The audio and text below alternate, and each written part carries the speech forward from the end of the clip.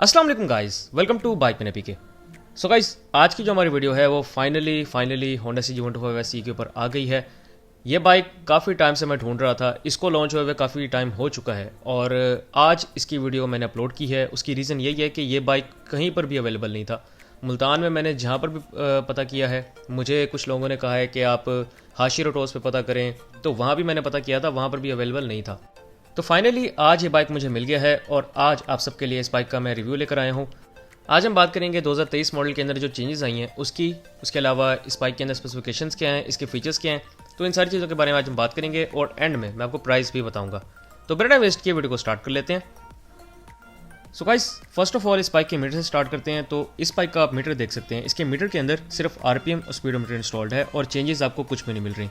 Assemblies में right side के ऊपर आपको सेल्फ स्टार्ट का एक छोटा सा बटन मिल जाएगा, लेफ्ट साइड के ऊपर आपको headlight high low, headlight on off, indicators left right और हॉर्न मिल जाएगा।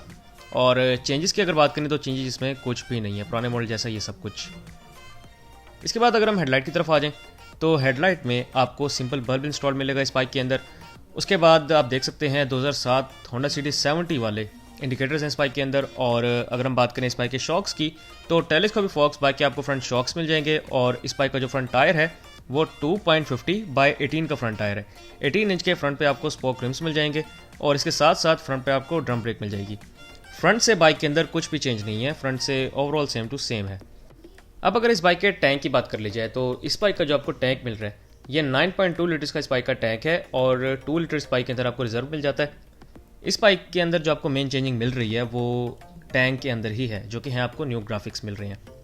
इस बाइक के न्यू ग्राफिक्स में आपको डिज़ाइन की चेंजिंग नहीं मिल रही, डिज़ाइन सेम टू सेम ही है। अगर आप कंपेयर करेंगे पुराने मॉडल के साथ तो आपको design almost same to same ही मिलेगा। जो चेंजेस आपको बेसिकली मिलेंगी वो सिर्फ कलर स्कीम की है। जो CG आपको लिखा हुआ मिल रहा है इसके अंदर वो ग्रीन कलर का कर दिया गया है बस, बाकी और ग्रीन कलर की आपको लाइन मिल रही है एक, इसके अलावा कोई चेंजिंग नहीं है। अगर हम बात करें इसकी पेट्रोल एवरेज की तो इस बाइक की पेट्रोल एवरेज आपको मिल जाती है 35 से 40 तक और ये नॉर्मल एवरेज है। कुछ लोगों को 45 प्लस में मिल जाती है, कुछ लोगों को 35 से डाउन भी मिलती है। अगर इसकी सीट की बात करें तो जिस तरह आपको होंडा CG125 की सीट मिल रही है ऑलमोस्ट वैसी ही इस बाइक की सीट है। अगर दोनों में फ़र्क की बात करें तो 19-20 का फ़र्क है बस दोनों की सीट में। इस बाइक की जो सीट है ये स्लाइटली कंफर्टेबल लगती है आपको, बस ये फ़र्क है। इसके बाद अगर इंजन की बात कर ली जाए तो इस बाइक का जो इंजन है ये 4 stroke single cylinder overhead valve engine है। ओवरहेड वाल्व होने के साथ साथ इसकी जो आपको डिस्प्लेसमेंट मिल रही है वो है 124.1 cubic centimetre. Overhead valve engine है जिसकी वजह से ये बाइक वाइब्रेशंस प्रोड्यूस करता है, ज़्यादा वाइब्रेशंस प्रोड्यूस करता है, तो आप इस बाइक के ऊपर बहुत कंफर्टेबल नहीं रहते। इसके अलावा अगर हम बात करें इसके बोर की तो 56.5 mm इस बाइक का बोर है और 49.5 mm इस बाइक का स्ट्रोक है। इस बाइक की जो आपको कंप्रेशन रेशो मिल रही है वो 9.0:1 है। इसके साथ साथ इसकी जो आपको ट्रांसमिशन मिल रही है इसमें आपको 5 वे ट्रांसमिशन इंस्टॉल मिल रहा है और बाइक के अंदर तमाम गियर्स आगे की तरफ लगते हैं। इस बाइक के अंदर आपको कोई रिटर्न शिफ्ट वाला सिस्टम नहीं मिल रहा। इसके साथ साथ अगर हम बात करें इसके स्टार्टर सिस्टम की तो बाइक के अंदर आपको सेल्फ स्टार्ट और किक स्टार्ट दोनों इंस्टॉल मिल रहे हैं। अगर हम बात करें इस बाइक की स्पीड की तो इस बाइक के अंदर आपको जो स्पीड मिलती है वो 110 से 112 के दरमियान ही है। इससे ज़्यादा मैंने वैसे नहीं देखी किसी की स्पीड, लेकिन जो लोगों ने टच किया है वो 110 से 112 तक है। और अगर हम बात करें इस बाइक की पिकअप की तो पिकअप इस बाइक की बहुत अच्छी है। जिस तरह आपको होंडा 125 की पिकअप मिलती है उससे थोड़ी सी डाउन पिकअप आप कह सकते हैं इस बाइक की आपको लगेगी, क्योंकि इस बाइक का वेट ज़्यादा है। वेट ज़्यादा होने की वजह से आपको इस बाइक की पिकअप थोड़ी सी कम लगती है। इस बाइक का मैं वेट भी आपको बताता हूँ कितना है। और अगर हम इस बाइक के फ्यूल सिस्टम की बात करें तो इस बाइक के अंदर आपको सिंपल कार्बोरेटर इंस्टॉल मिल रहा है, इसमें कोई बटरफ्लाई वाला सिस्टम नहीं है। इसके बाद अगर हम इस बाइक के साइड पे आ जाएं तो इस बाइक के अंदर आप देख सकते हैं कि साइड चेन कवर जो इसका है वो फुल चेन कवर है और क्वालिटी वाइज भी बहुत अच्छा है। अगर हम बात करें इस बाइक के शॉक्स की तो इस बाइक के जो आपको शॉक्स मिल रहे हैं बैक पर वो स्विंग आर्म शॉक्स हैं। और इसके बाद अगर हम इस बाइक के बैक टायर की बात कर लें तो इस बाइक का जो आपको बैक टायर मिल रहा है ये 3.00 बाय 17 का बैक टायर है। 17 इंच के बाइक के अंदर आपको स्पोक रिम्स मिल रहे हैं और बैक पे इस बाइक के अंदर ड्रम ब्रेक है। ड्रम ब्रेक की इफेक्टिवनेस आपको होंडा 125 से ज़्यादा मिल रही है। अगर हम बात करें बैकलाइट की तो बैकलाइट से आप देख सकते हैं कि बैकलाइट इसकी चेंज नहीं की गई, बाकी आपको इंडिकेटर्स भी नज़र आ रहे हैं। उसके साथ साथ इसके अगर बैक मडगार्ड की बात करें तो हार्ड प्लास्टिक का इसका बैक मडगार्ड है। और इसके सिलेंसर की अगर बात कर ली जाए तो ब्लैक पाउडर कोटेड इस बाइक का सिलेंसर है और इसके ऊपर क्रोम प्लेट इंस्टॉल्ड है। साउंड में कोई चेंज नहीं की गई, बाकी आपको सब कुछ सेम टू सेम मिलेगा। इसके बाद अगर हम बात करें बाइक की डायमेंशंस की, तो डायमेंशंस में इस बाइक की अगर लेंथ की बात करें तो 1912 mm इस बाइक की लेंथ है। इस बाइक की विड्थ है 727 mm। बाइक की हाइट है 1029 mm। इस बाइक की सीट हाइट आपको मिल रही है 765 mm। बाइक की ग्राउंड क्लियरेंस है 133 mm। व्हील बेस की अगर हम बात करें तो 1212 मतलब 1212 mm इस बाइक की व्हील बेस है। और इस बाइक का जो वेट है वो है 108 kg। 108 kg आपको इस बाइक का वेट मिल रहा है। जो आपको सिंपल होंडा CJ125 मिलता है उसका है 100 किलो वेट। 100 किलो फील नहीं होता क्योंकि जो क्वालिटी है वो डाउन कर दी गई है और बाइक ज़्यादा हल्का फील होता है पुराने मॉडल से, लेकिन 100 किलो इसका वेट है अकॉर्डिंग टू द स्पेसिफिकेशंस। इसके बाद अगर हम बात करें इस बाइक के अंदर चेंजेस की, तो चेंजेस में आपको क्या क्या चेंज मिल रहा है। चेंजेस में आपको जो पुराना मॉडल था और अब जो नया मॉडल आ गया है, सिर्फ ग्राफिक्स का ही चेंज मिल रहा है, बाकी कुछ भी चेंज नहीं है। बाकी आपको ओवरऑल सेम टू सेम चीज़ें मिल रही हैं।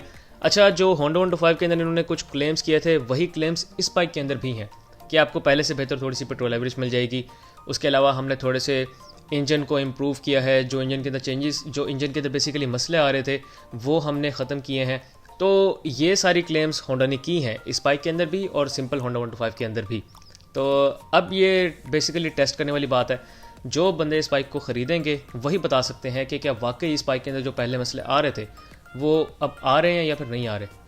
और इसकी पहचान भी बेसिकली उन लोगों को होगी जिन्होंने पुराना चलाया होगा और अब उन्होंने नया परचेज़ किया है, तो वो बेसिक बता सकेंगे कि नया मॉडल ख़रीदने के बाद इस बाइक के अंदर वो मसले ख़त्म हुए हैं या फिर नहीं हुए। और जहाँ तक पेट्रोल एवरेज की बात है, तो जब तक आप इस बाइक को 1000 किलोमीटर नहीं चलाते, इसकी रनिंग पूरी करने के बाद इसकी जब ट्यूनिंग हो जाएगी, ऑयल चेंज हो जाएगा, तो उसके बाद इस बाइक की बेसिकली फ्यूल एवरेज जो है वो पता लगेगी और फिर पता लगेगा कि क्या वाकई इसकी फ्यूल एवरेज बेहतर हुई है या फिर नहीं हुई। अगर हम बात करें इस बाइक के कंफर्ट लेवल की, तो 5 आउट ऑफ 10 मैं इसको नंबर दूंगा, क्योंकि इस बाइक के अंदर जो आपको इंजन मिल रहा है वो इतना कोई ख़ास नहीं है कंफर्ट के लिहाज से। उसके साथ साथ आपको शॉक्स भी कोई इतने ख़ास नहीं मिल रहे और सीट जो है वो भी इतनी बेहतर नहीं है। तो कंफर्ट वाइज ये बाइक इतना बेहतर नहीं है, लेकिन अगर आप कंफर्ट वाइज इस बाइक को कंपेयर करते हैं सिंपल होंडा 125 के साथ, तो सिंपल होंडा 125 के मुकाबले में आपको ये थोड़ा सा कंफर्टेबल लगेगा। उसकी रीज़न यही है कि सीट का एक फ़र्क आ जाता है थोड़ा सा, और उसके साथ साथ ये बाइक हाई स्पीड के अंदर, क्योंकि इसके अंदर 5वां गियर इंस्टॉल्ड है, तो हाई स्पीड के अंदर ये ज़्यादा कंफर्टेबल रहता है। जबकि होंडा 125 जब आप सिंपल इतनी स्पीड में चलाएंगे तो वो आपको ज़्यादा वाइब्रेशंस प्रोड्यूस करके देगा, ये फ़र्क है। इसके अलावा अगर हम बात करें पेंट एंड बिल्ड क्वालिटी की, तो पुराने मॉडल से नए मॉडल की जो पेंट एंड बिल्ड क्वालिटी है वो आपको थोड़ी सी डाउन मिलती है। इसके साथ साथ अगर हम बात करें टायर्स एंड ब्रेक्स की, तो नॉर्मल है इसके टायर्स भी, और ब्रेकिंग जो है वो आपको सिंपल होंडा 125 से बेहतर मिल रही है। रोड ग्रिप की बात करें तो रोड ग्रिप नॉर्मल है।